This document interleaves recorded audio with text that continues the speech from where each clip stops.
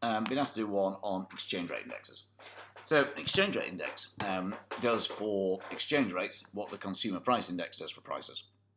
So what it does is it combines together, the CPI combines together lots of different price changes, to work out, on average what's happened to the price level.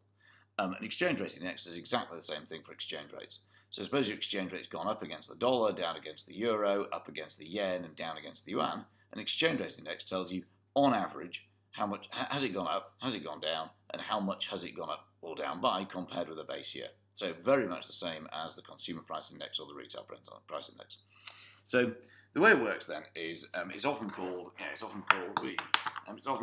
a trade weighted index, and the reason that is that in the same way as in the CPI, a change in the price of petrol has a far greater importance, a far greater weight than a change in the price of Guatemalan starfruit.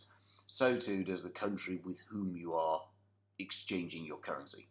So for the UK, if we look at the sterling index, then we'd have to say, well, look, let's look at the proportion of our trade, that goes with different countries. We might say, well, with the euro area,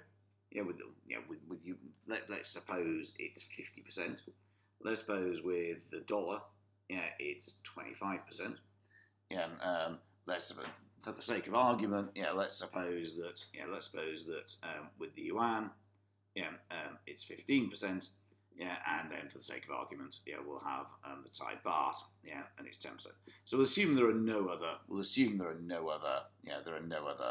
Currencies that the UK is involved with, and we'll suppose that kind of 2018, and they were all 100.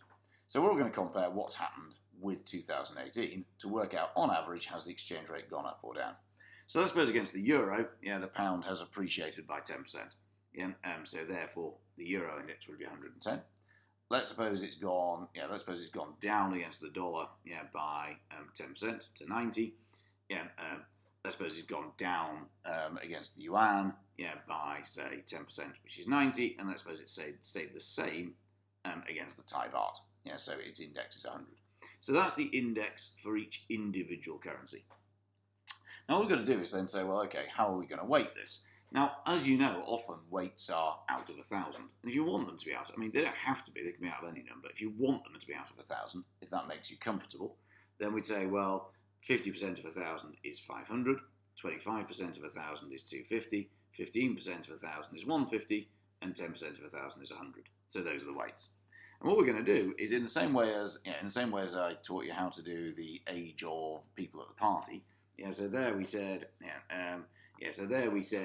if you're 80, if we had 5 people who are 18, 3 people who are 19, and 2 people who are 20, we'd do 18 times 5 plus 19 times 3 plus 20 times 2, and then we divide by 10, So what we're going to do is we're going to do the same thing here. So we're going to do 500 times 110, which is going to be 55,000.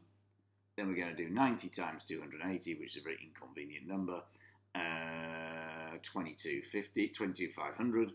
We're going to do 90 times 150. Why do I do these things? That's going to be 13,500, and that's going to be 10,000. What we're going to do is we're going to add those up. So we go, that's 1 to carry, 11, 24, 46, 96, 101,000, isn't that right? 55, 77, something like that, So therefore, we then say, right, okay, we then divide by the sum of the weights. In the same way as at our party, we go 18 times 5 is 90, 19 times 3 is 57, 20 times 4 is 40, 130, 187, divided by the 10 people at the party gives us an average age of 18.7. Here we're going to say 101,000 divided by 1,000 gives us a new sterling index of 101. So after all that, it started at 100, it went to 101, so it went up by 1%.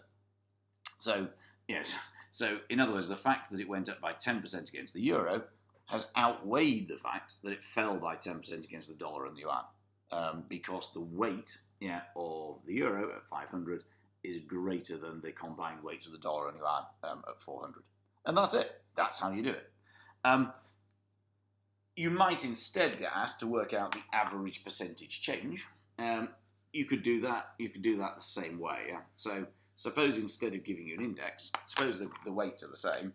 Suppose they said it had gone up by 20% against the euro, down by 10% against the dollar, up by 10% against the yuan, and down by 50% against the baht.